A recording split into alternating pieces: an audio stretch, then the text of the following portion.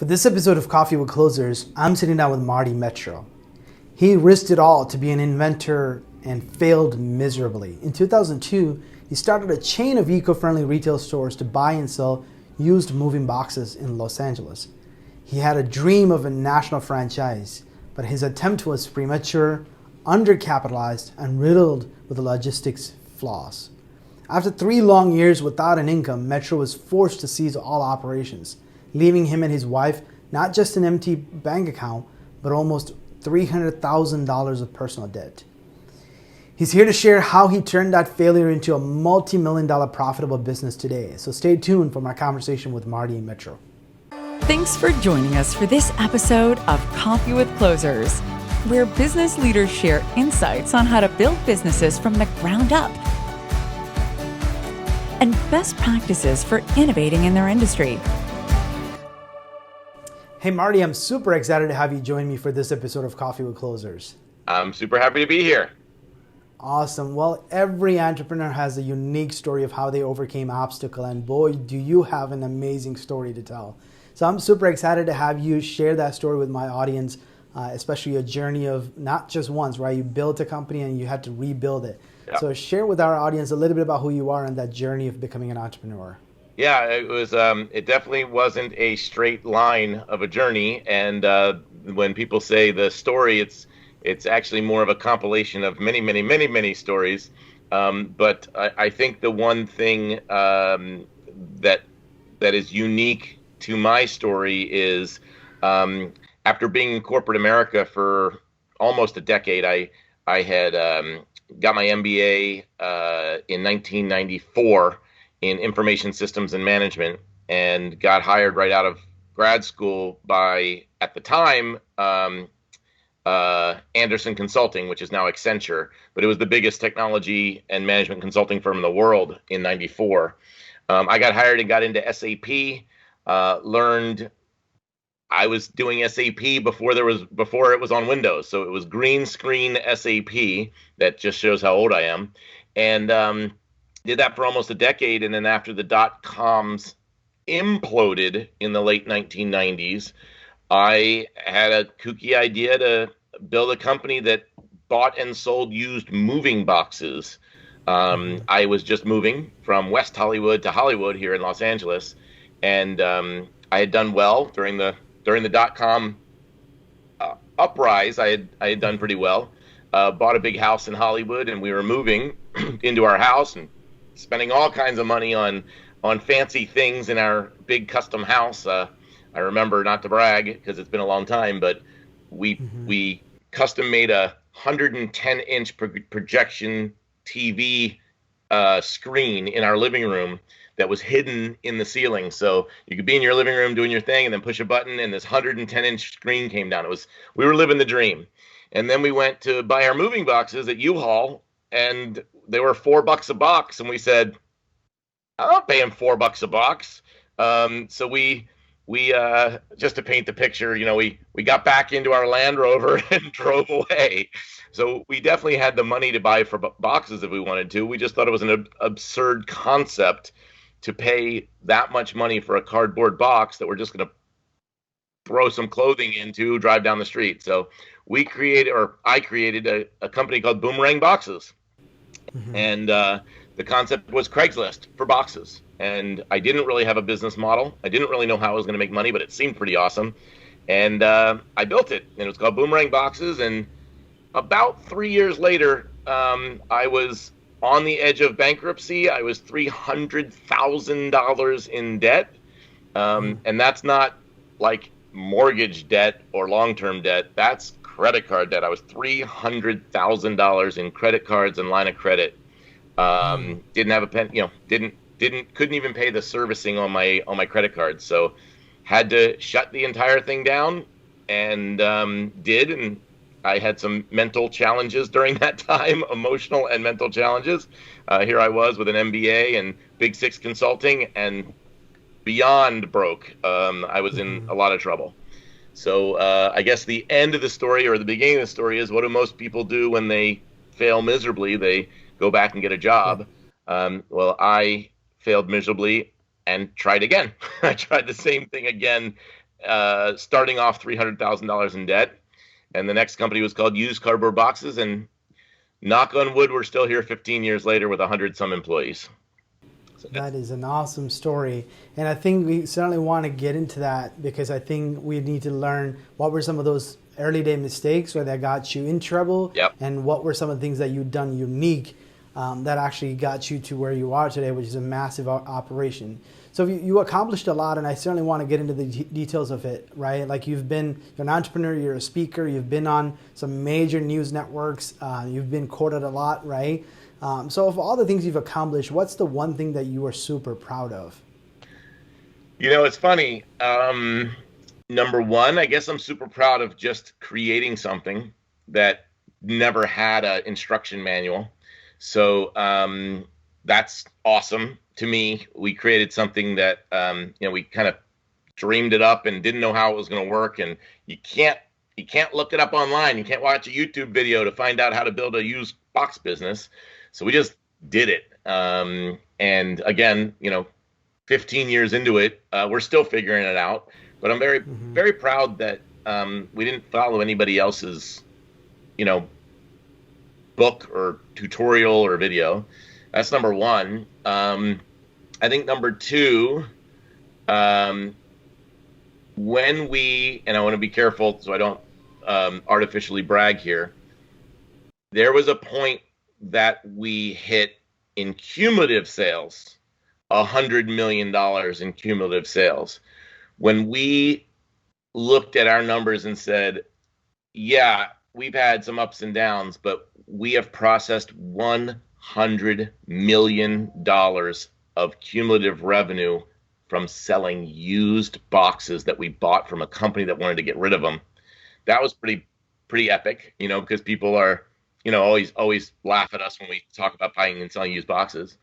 So that was a big one. And then the biggest was just recently, a little company reached out to us for help, and that little company was Amazon. So when Amazon found us and reached out to us to say, how can you help us with cardboard box reuse, I kind of felt like we had arrived. That's an awesome story as well. So basically, let's get back to that original story, because you mentioned, right, you took a credit card, borrowed on credit cards, and actually basically had 300,000 in negative equity to show forth. So what were some of the mistakes you've made that got you where you ended up? I would think there are two. It's the same mistake, but I'm going to say it two different ways. The number one mistake, to any entrepreneur out there, is thinking that press, PR, and attention and hits to your website and even social media followers can pay your rent, because it can't. And this was a different time when my business failed in 2005. But I had been, in 2005, by 2006, I had been on, ABC, NBC, CBS, CNN, Wall Street Journal, Forbes, Inc. They had all featured me somewhere, maybe local, maybe, a side page somewhere. But I was high. I was high on press. And as I was high on press, because I thought that everybody loved me, I was losing $25,000, $30,000, $40,000, $50,000 a month. And it's very, very hard to realize that. So the one way to look at that lesson was press, attention, and fancy lights don't pay your rent. Number two, to look at it kind of one step closer, revenue doesn't pay your rent either. And I preach a lot. You can tell me you do $1 million in revenue. I don't care. Because if it took you $1.1 million to do it, you're in just as much debt as I was. So number one is, we know that press and PR and attention doesn't pay. We know that revenue is a step in the right direction. But the one lesson is, there's only one way to measure, and it's profit. It's the activity you do It's the activity you create, the value you create minus the cost it cost you is the value you're creating. And if you're not creating value, then you ought to be sitting on the couch watching TV, because it's a whole lot easier and a whole lot less risky. Yeah, so I think that's a great point that you're talking about profit as the there's a book called Profit First, which is mostly designed to talk to consulting firms, but obviously you see the fast growing companies, even Amazon did not even report profit, right? I mean, these guys were just reinvesting back into the company and oftentimes leveraging debt as the growth strategy more than anything, right? Or the stock market and their stock price. I mean, that's another piece of it. But they're going to be successful in the long run. But surely Amazon does not make money shipping toilet paper to people's houses and profiting from it. That's not how they make money. They actually lose money doing that. Yeah. So then how can small businesses, right? Because in the early days of growth, your goal is to grow, right? But you still need to somehow, figure out all the equations of optimization, really making that bottom line to be bigger. So in terms of some of the big changes that you had to make on your second time around to kind of overcome those two big lessons or mistakes. Well, I personally, so the one thing to do is make sure you have somebody looking at you that couldn't care less what you look like, couldn't care less the PR and the publicity you get, couldn't care less how many followers you have, couldn't care less how fancy your logo is, or couldn't care less about any of that. Somebody who is not emotionally attached to you at all, that can look at you and just say, show me the money. Show me how show me your bank balance and you'll impress me. Show me your profit and loss statement, you'll impress me. I couldn't care anything about anything else. So I've had some mentors and some coaches and such in my day. One in particular, in the early 2000s, and we would sit down and he would say, "So Marty, what's your bank balance?" And I would say, "Well, it's funny." And he'd say, "Stop. The answer is a number, not a sentence." And I would say, "Well, no, I want to explain." Nope. Couldn't care less what your rationale is. Couldn't care less the story behind it, your plan. I asked you what the number is today. And if you can't give me that number, something's wrong, right? So he really, really helped me realize that business and building a business is really good. It's a feel-good thing. You feel great. You feel like you're creating value. But unless you're actually adding money to your bank account, you're not really creating something as far as a business is concerned. You're not creating a sustainable, not sustainable environmentally, sustainable business, meaning you're going to be here tomorrow. So the first is have somebody else that couldn't care less about your story. Monitor that. And number two, I used to do a lot of public speaking in the entrepreneurial world, and someday I hope I'll do it again.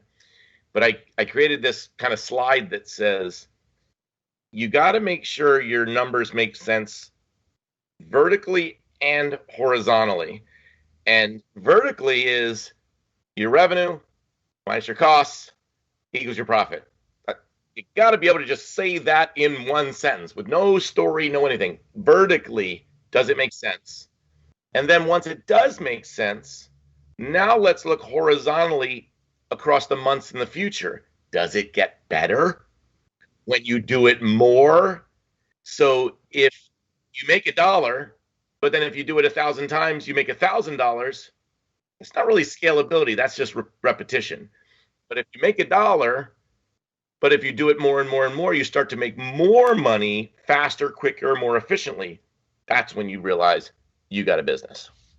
So when going back to what you originally said about the profit, right? So what were some of the changes that you had to make profit as opposed to borrowing and not able to prove, an ROI from it? It was knowing the vertical. What is the transaction that we do? You don't make money selling widgets. You make money if the sale of a widget is profitable. So for me, boomerang boxes, the colossal failure was, let's sell millions of used boxes. And I'm sure we'll figure it out. And that was a colossal failure. Used Cardboard Boxes Incorporated is, what's the cost of the box? What can we sell it for? What does it cost for us to ship it in, process it, sort it, inspect it, palletize it, inventory it, and ship it out? If those 5 numbers make sense, we'll do it. If those 5 numbers don't make sense, we're not going to do it. And we're not going to do it just to do it, and hopefully we'll get better. And that was the biggest thing, is we don't do things that don't make sense. And when they do make sense, we do a lot of it, right? So I can't tell you how many times we've done it at Boomerang Boxes and how many times I see other companies do it. It's like the biggest joke. It doesn't make any money. It doesn't make a profit, but we're going to make up in volume. Well, no, you're not. You're going to just make less. You're going to continue to make no profit. So know that transaction. Know what it is, the simplest thing you do to make money. Once you know what that is, then build the business around doing it more and more. And for us, it's buy a box at a price, freight it in, sort it, inspect it, palletize it, inventory it, freight it out. If all those things make money, and of course we don't do it per box, we do it per tractor trailer. If all those things make money, let's keep doing it. So obviously I know from what I was reading, you were actually trying to do it as a franchise model early on, but are you still doing that model still, or? No, and that's a great question. No disrespect to the franchise world, but franchisors are in the business of selling franchises, and that's their transaction. So they need to know, what does it cost to get a franchisee? What does it cost for the legal? All that, all that. That's their transaction. Their transaction might not be the actual product that the franchisees sell. So you have to be very careful about that. And I looked at that and I said, I don't want to have 2 different businesses. I want to be in the business of buying boxes higher than the recycling rate and selling boxes lower than the wholesale rate. And that's how I'm going to make money.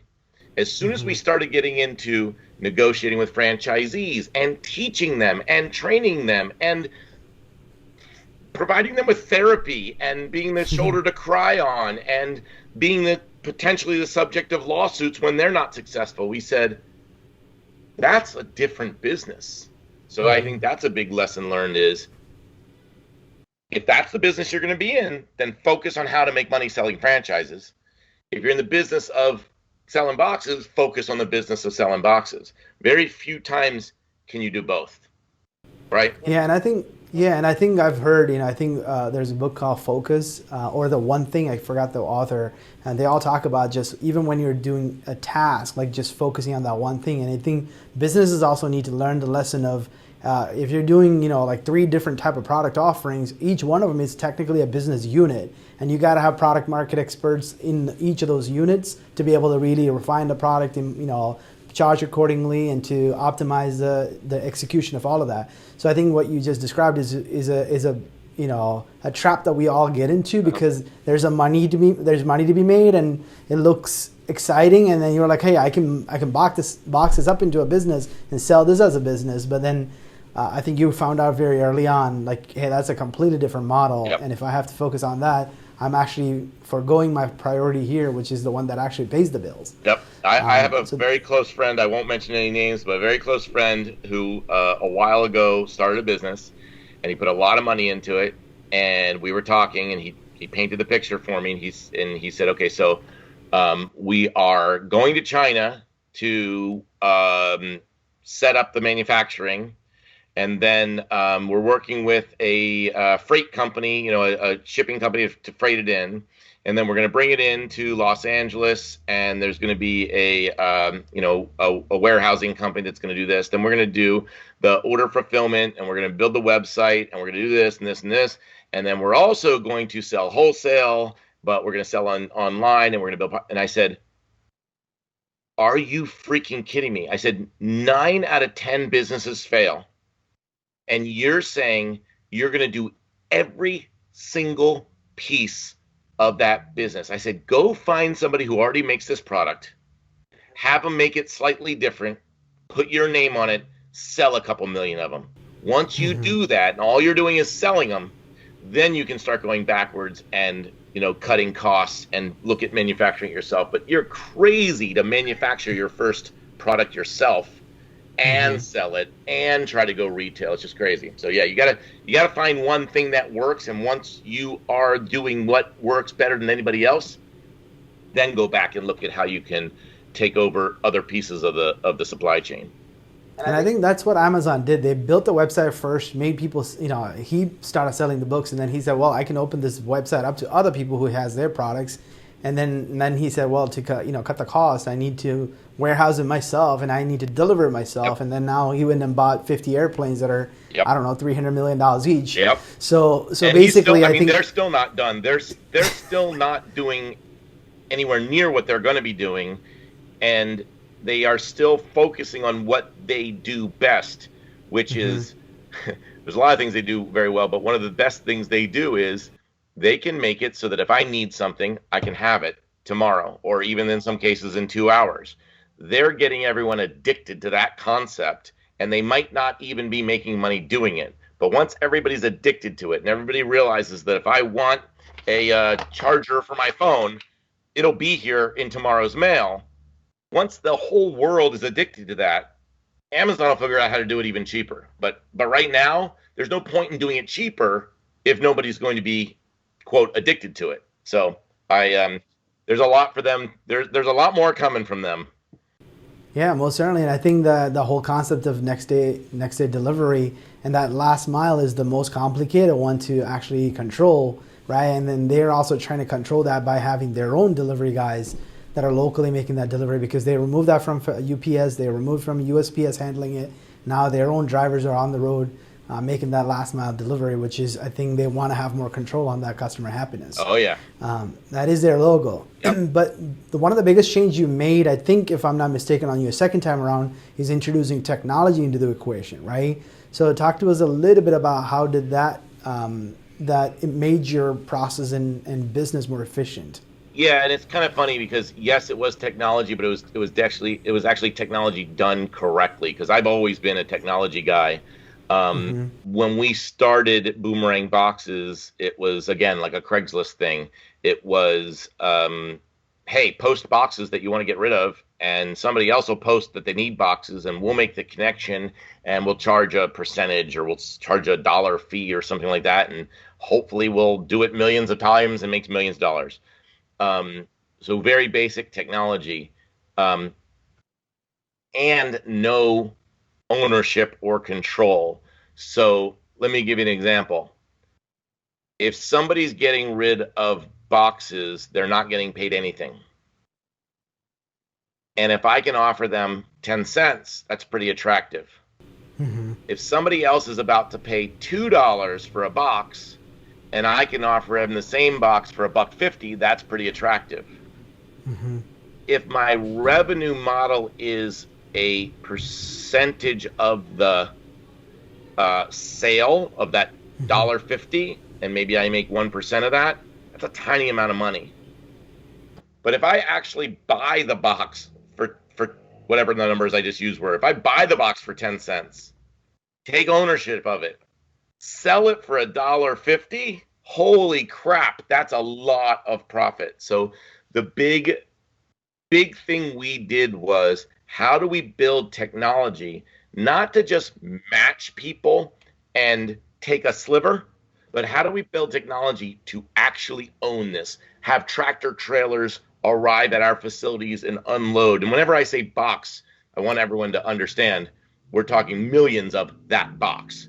So so we built technology leveraging my knowledge in SAP and leveraging my business partner's ability to build software. I mean, he's a computer scientist, and we wrote software that allows us to bring in massive amounts of boxes, categorize them, sort them, inventory them, and sell them profitably.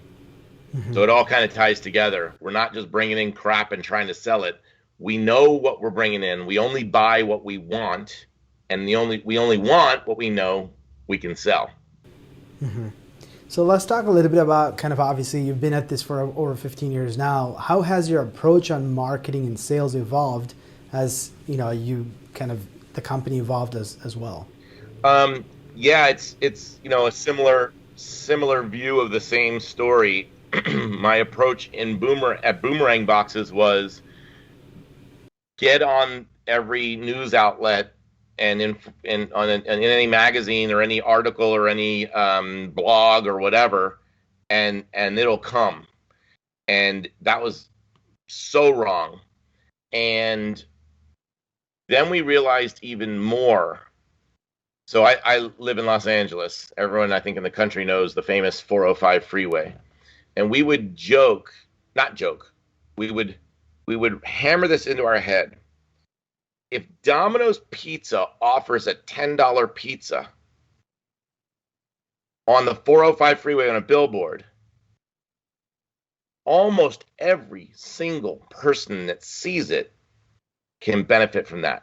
Whether they want it today for lunch, tonight for dinner, tomorrow morning cold for breakfast, whether they want to order it for a friend, whether they want to bring it to the office, almost every single person that drives by that billboard has the ability to take advantage of it. And that's well worth being on a billboard. Contrary to that, if I told you I can deliver 150 moving boxes to your house tomorrow for only $10, I'll deliver 150 moving boxes to your house tomorrow for nothing. I'll give it to you for free. If you're not moving, you don't want that. Not even for free. So once we started realizing there is zero value in advertising to someone who's not moving, and 99 whatever percent value if you are moving, that's when we started getting razor focused. I don't care about being in Entrepreneur Magazine, which I have been a couple times. I don't care about Forbes Magazine. That doesn't matter unless the person that's reading it is moving and needs boxes. So that's where we started focusing our advertising and our marketing. And this is like, that's where Google AdWords comes on. When you go to a computer and you type in moving boxes, I mean, if I showed you 100 people that use the search term moving boxes, I'm pretty sure 99 of them were looking to buy new moving boxes, right? So that's where Google search terms are so powerful, because you can really be presented in front of the people that actually are trying to buy what you have. And that was a huge thing for us. And we really don't do a whole lot of advertising other than that. Yeah, I mean, I think that's basically, it's a buyer's intent, right? Because they have a reason for going to Google, making a search, and there's that buyer intent, which makes that, if that supplier can meet that buyer at that same junction, it's a transaction is just waiting to happen, right? You just need to figure out how do you connect. Yeah, and I'll give you another really relevant to that. I've hired hundreds of people over the years. We have a little bit over 100 current full-time employees right now, and it takes thousands of interviews to do that. And I can't tell you how many people in an interview say, I got some great ideas. And I'm like, okay, sure. I've been doing this for 15 years and you don't even work here, but sure, give me your ideas. And they would say, you should advertise to realtors because realtors know everybody that's moving. And I say, you know what? Sounds brilliant. But now let's break it down. The average realtor sells 1, 2, 3 houses a year. So that would equate to 1, 2, or 3 moving kits. If I have a 50% hit, now I'm down to 1 moving kit a year. The average realtor, at least in Los Angeles, is selling $1 million house and going to get a 3% commission. So they are working on making $30,000 on a transaction. If I get them to represent my moving kits, which average $100, and I give them a 3%, $3.50. I'm giving them $3. So they're focused on getting a $30,000 commission on a house, and I'm saying, but you will make sure that your customer buys my kit, right? Because I'll give you $3. And it's so the concept sounds great. But again, when you put the numbers behind it, you got to be kidding me. What realtor would spend any time representing used movies? Now, we dug in deeper and we said, well, why don't we sell the kits to the realtors and tell the realtors, don't refer me, you buy it. Screw a bottle of champagne, screw flowers. You buy a moving kit and give it to your prospect. They're going to appreciate it. And then we started selling directly to realtors, and it's been pretty good. So you That's really got to understand the motivations of people, right? Yeah, and I think it also comes down to like that sales strategy as well, right? Working backwards to see, well, how would I arrive at the dollar in terms of sales? And does this initiative, whether it be a sales or marketing initiative, does it even make sense to invest time and energy into? Because I think a lot of times, I hear conversations. I know we haven't seen a lot of trade shows, but I've seen, people go spend money on trade shows like $20,000, $30,000 and walk away with 100 business cards. But they just haven't realized if they take the total amount they spend on that trade show divided by 100, each business card cost them about $300-$400. I mean, and was it the right use of money? And those business cards are of people whose company allowed them to spend an entire day walking around a trade show. Often that's not the decision maker. It's not the CEOs and COOs and the purchasing managers of big companies. And often they're walking around collecting, I don't have any in front of me, but collecting the little gadgets and widgets and keychains and fidget spinners. And you just paid hundreds of dollars to get the business card of somebody who may never going to buy from you. On the other hand, if you go to a trade show, screw the booth, screw standing there waiting for people to come to you. If you go to a trade show and you have a captive audience, you can walk over and meet every single person you want to meet. However, same thing goes. Who are you talking to? You're talking to somebody, no disrespect to people at the trade shows, but the person who's spending 8 hours standing at a trade show is probably also not the key decision maker in a company. So you got to be very careful about how you're spending your time and money. Yeah, and use them as the liaison to get to the decision maker, right? Just getting their contact information, doing that. Yep. So obviously we touched on marketing, we touched on operations, we've touched on profits. There's so many other nuggets there, but obviously we as entrepreneurs, one thing we don't have enough of is our time. So I'm just curious to learn from you. Are there any productivity hacks or tactics that you have in terms of getting the most out of your day? And are there any tips you can provide us? Well, I mean, I what's the word when you talk but don't do? So I've got some tips that I haven't even been able to master. But I'll tell you, I was at an event where John Paul DeJoria, the billionaire who owns John Paul, that owns Paul Mitchell, and Patron. Most people don't realize he became a billionaire twice. One from Paul Mitchell, one from Patron. And we had a dinner event where he was a speaker, and he made a joke that he doesn't have a computer and that he doesn't have email. And it was it was real. I mean, it was he doesn't have it. He doesn't walk into his office and open up to check email. But he went in to explain the concept. Compared to, it was a room full of CEOs. We walk in and sit down at our computer to see, what does everybody want me to do today?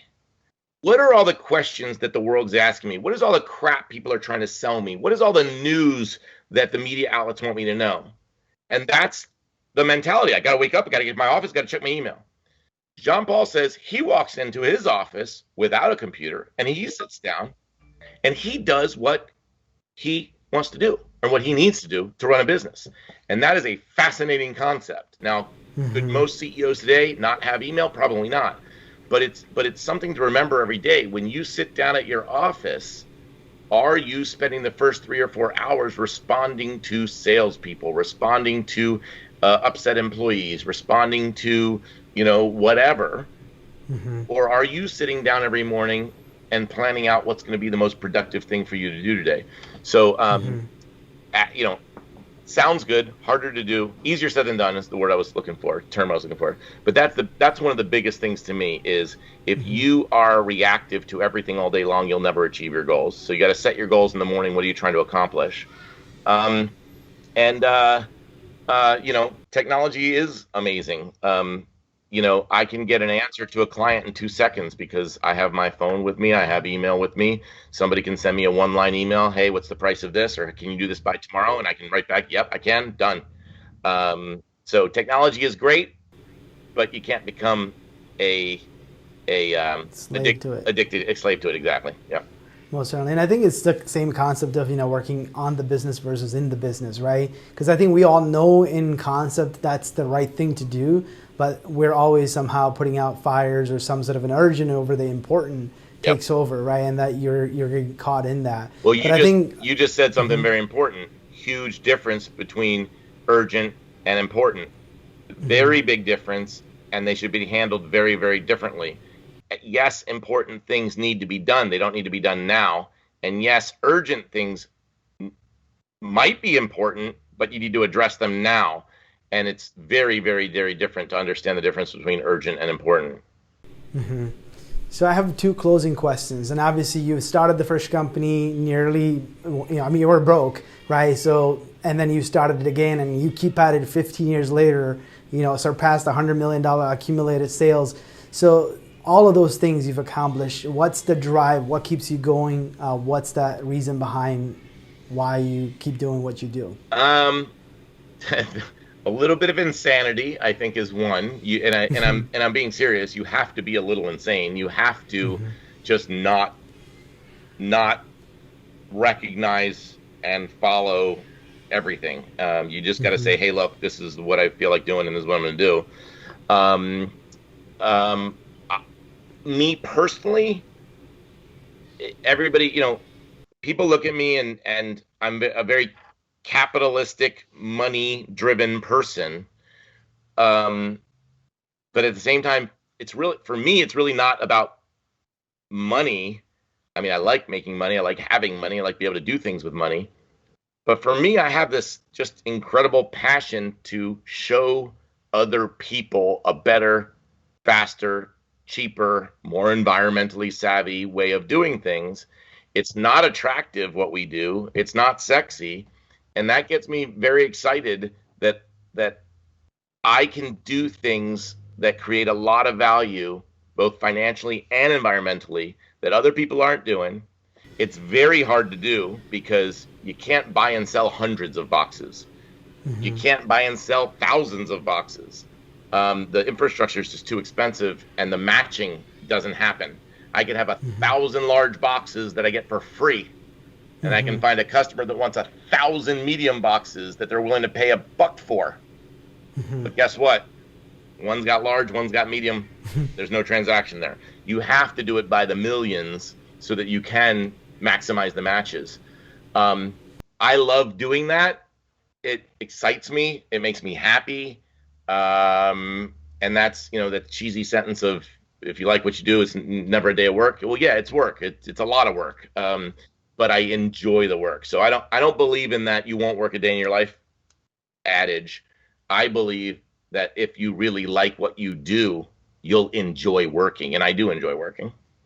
And obviously you said you have over 100 employees, right? So having those people employed is also a good cost behind, you know, being, you know, doing what you do. Well, my wife did something really nice for me for my 50th birthday. She actually went out and videotaped a large amount of our employees, and they all gave me birthday messages, and I can feel it right now. I'm getting choked up when I heard those birthday messages, and I don't need to be thanked, but when I saw in their eyes that they were thankful that we created something that put money in the bank and food on their plate and families, and you know, we employ grandparents, we employ parents, we employ, you know, people who, because of us, were able to ask someone to marry them, because of us, were able to get health care, because of us, able to buy a house. And I'm like, that's Just super cool.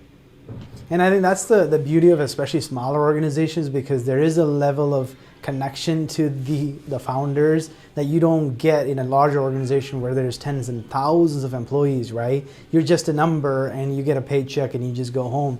And you don't really have a real big cause sometimes that you rally around. So I think that's the sweet spot about the small businesses. Everybody wants to be huge, but I think that's not the same as having like that, hey, we're all together as a big family helping each other for sure. Totally agree.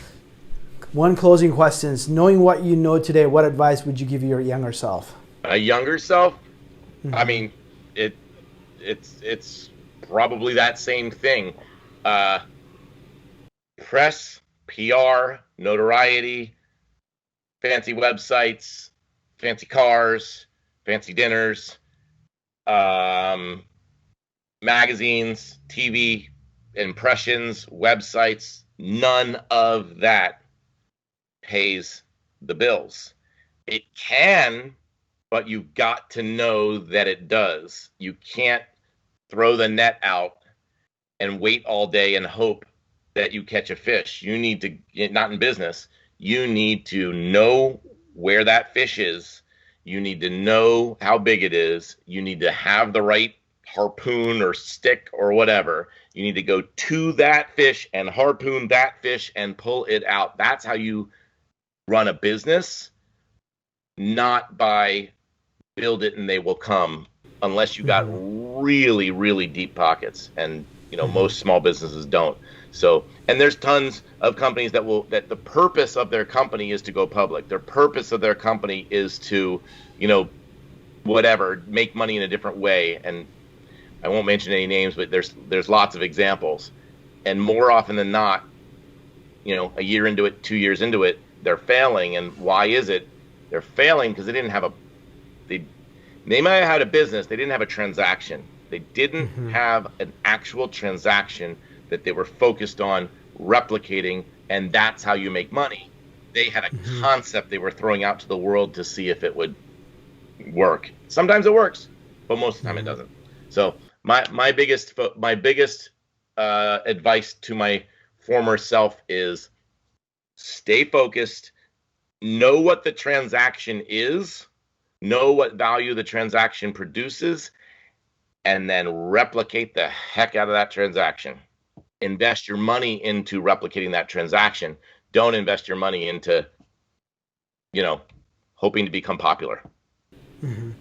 Most certainly. Well, that's a great word to end our conversation. Marty, I certainly enjoyed our time, and thank you so much for sparing this time with me. My pleasure. It was a lot of fun. Enjoy. Awesome. Bye. Thank you.